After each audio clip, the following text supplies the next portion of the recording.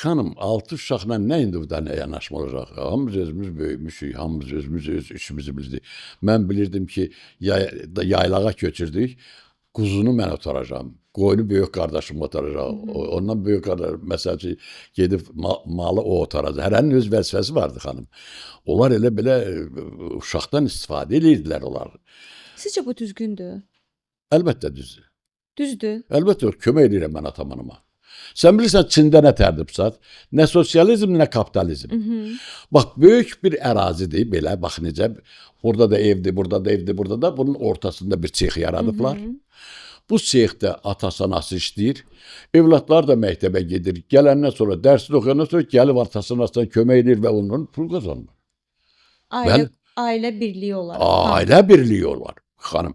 Onu mən qəbul edirəm, mən atamıza, anamıza çox kömək eləmişik biz.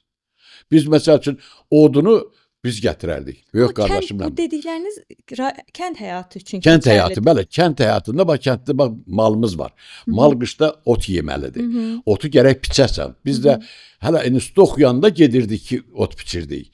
Orada olanda sanka ilə, yəni sanka bilirsən də, xizə ilə. Bəli. Xizə ilə odun daşımışıq. Böyük meşəni qırırdıq, gətirirdik xizə ilə, qışın qarın günündə, o soyuqda zadda gətirirdik və atamıza, anamıza kömək edirdik.